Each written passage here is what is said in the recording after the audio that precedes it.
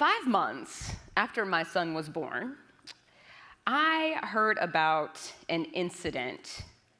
I was living in Jerusalem, Israel, by the way, so my son was born abroad. And I hear about this incident in Jacksonville, Florida.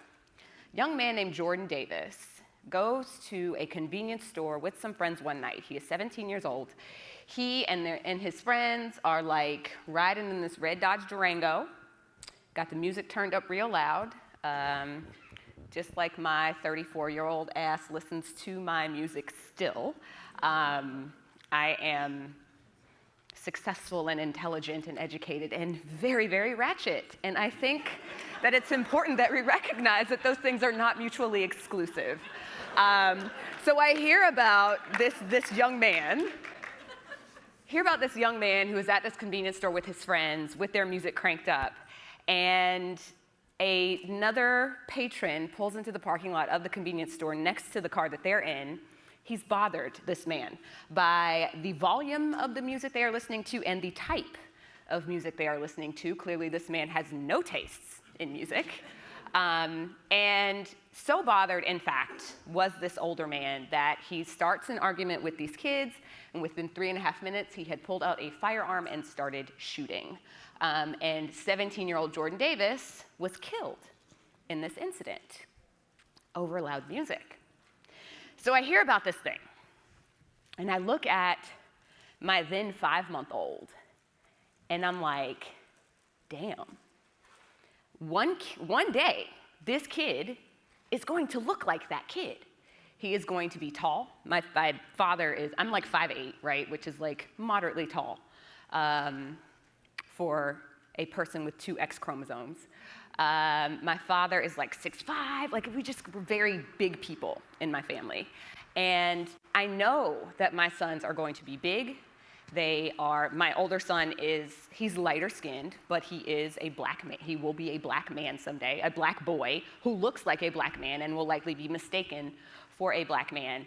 And thinking about the fact that this boy had lost his life over music, and I have this boy who will eventually look like this boy who lost his life over this loud music.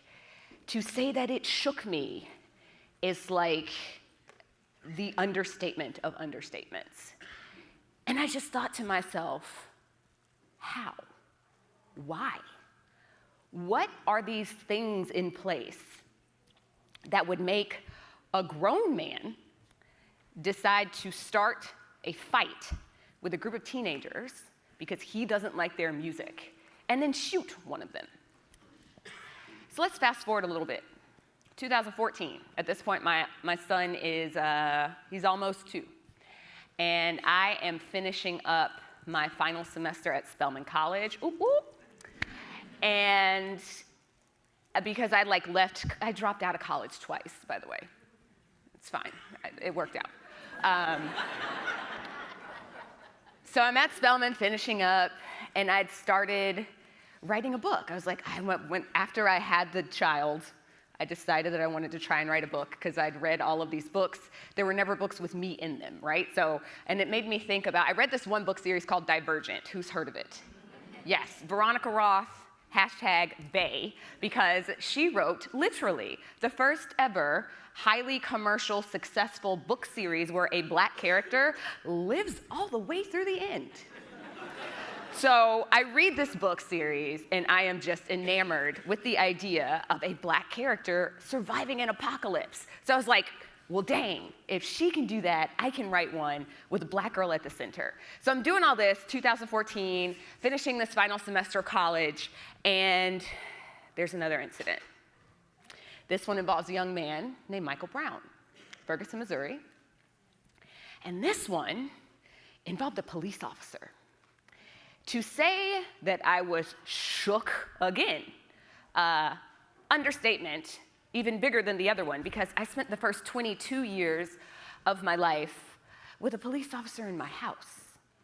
My father was a retired police officer. So hearing about this incident threw me back to the first one, and I'm like, oh boy, okay, this is really something. Interestingly enough, thankfully, I was not the only person who felt that way. And in response to this incident in Ferguson, Missouri, a movement kicked off.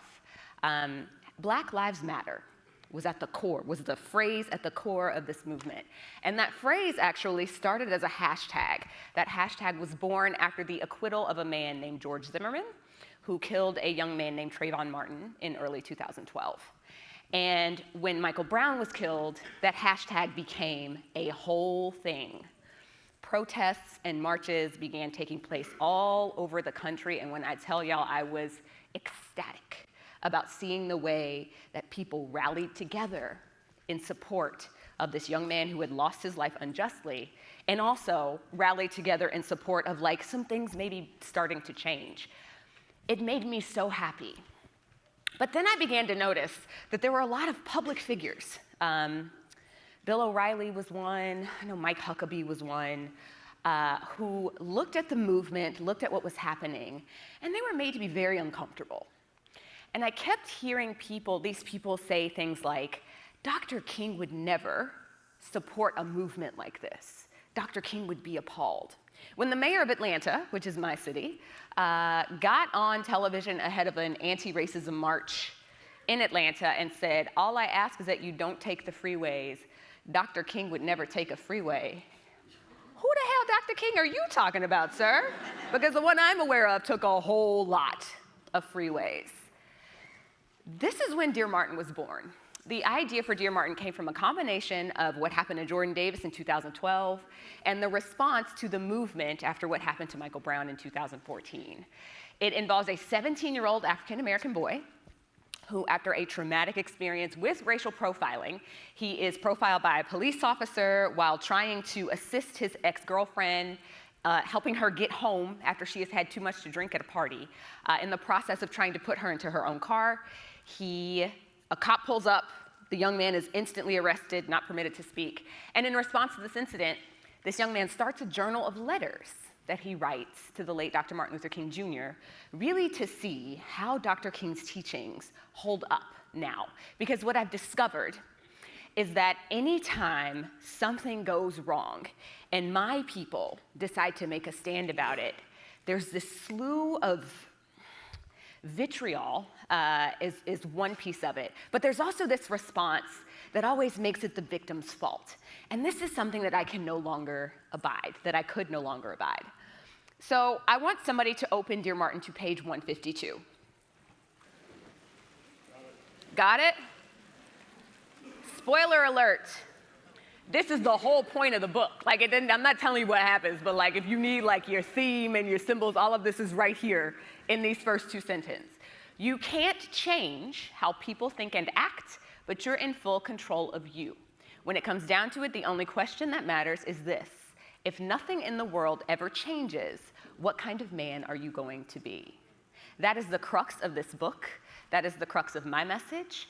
And I just hope y'all are into it.